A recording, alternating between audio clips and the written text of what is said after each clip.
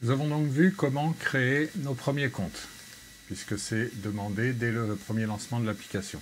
On va voir maintenant le restant de la config qui est à faire lorsque vous voulez utiliser Assoconta. Donc on va dans Configuration. Dans Configuration, vous avez 6 éléments. Donc l'administration des clés comptables, si je clique dessus, ici vous avez déjà des clés qui sont renseignées. Vous pouvez en ajouter, donc pour ça il suffit de mettre un libellé, de mettre la clé parent, et surtout de commencer la clé toujours par son numéro suivi d'un tiret. C'est noté, vous devez saisir votre clé suivie d'un espace puis d'un tiret. Alors supposons qu'on veuille ajouter une clé comptable. Voilà par exemple dans les 7 qui sont les produits, je veux rajouter dans les locations, là j'ai 7083 locations diverses, je veux rajouter une location spécifique. Donc pour faire une sous-catégorie, je vais me prendre la 7083, là, location diverses, on va mettre 7083.1, un espace, un tiret, un espace, et maintenant je mets location matérielle. Voilà. Et là, vous avez une case à cocher qui par défaut reste visible. C'est si vous voulez cacher dans vos listes, dans les listes où apparaîtront les clés, si vous voulez cacher certaines clés, vous pouvez les rendre invisibles ici. Alors attention, si je cache la clé 7, tout ce qui est en 7 sera caché. Donc là, il suffit de valider. Et votre clé est créée. Si je retourne à 7083, 7083.1, j'ai location matérielle, c'est celle que je viens de créer. Dans les configurations, vous avez également les modes de paiement qui sont déjà en partie renseignés. Si vous en avez à ajouter, vous pouvez ajouter un mode de paiement. Sinon, par défaut, vous avez les espèces, les cartes bancaires, le chèque, les prélèvements, les virements et les TIP. Les catégories, c'est à vous de les renseigner.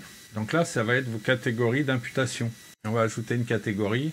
On va ajouter par exemple location motoculteur, en supposant que ce soit une association de jardin qui a du matériel à louer à ses adhérents. Donc là, on va ajouter la catégorie la clé comptable.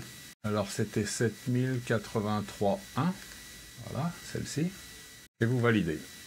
Et là, ici, vous créez tous vos libellés d'imputation que vous avez besoin, ce qui fait qu'au lieu de rechercher par les clés, vous pourrez mettre directement des intitulés qui pour vous seront parlants.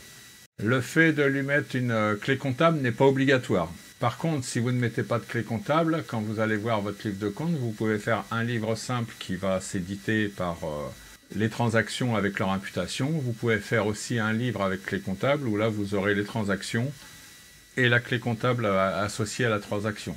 Donc si vous ne faites pas les clés comptables, c'est juste que vous ne pourrez pas accéder à cette édition. Dans la configuration toujours, vous pouvez administrer les tiers. Donc là, il n'y en a pas. On ajoute un tiers.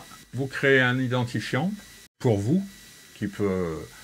Donc là, dans notre exemple de jardin, c'était le numéro du jardin. Et puis après, en dessous, c'est la personne qui est attribuée à ce jardin. Ici, il y a une case à cocher, est adhérent ou pas. Donc soit, là dans le cas du jardin, si c'est un adhérent, je coche est adhérent.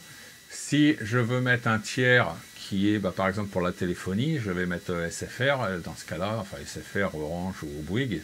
Dans ce cas-là, je ne coche pas la case, de façon à pouvoir après faire des requêtes sur mes adhérents uniquement. Pour les utilisateurs, donc là on vous prévient, attention, lors de la création du premier utilisateur, ça impliquera de pouvoir s'identifier au lancement de l'application. C'est-à-dire que vous pouvez sécuriser votre application. Quand quelqu'un la lance, il doit s'authentifier pour pouvoir l'utiliser. Par défaut, s'il n'y a pas d'utilisateur, vous la lancez, elle ne demande rien, tout le monde peut se connecter.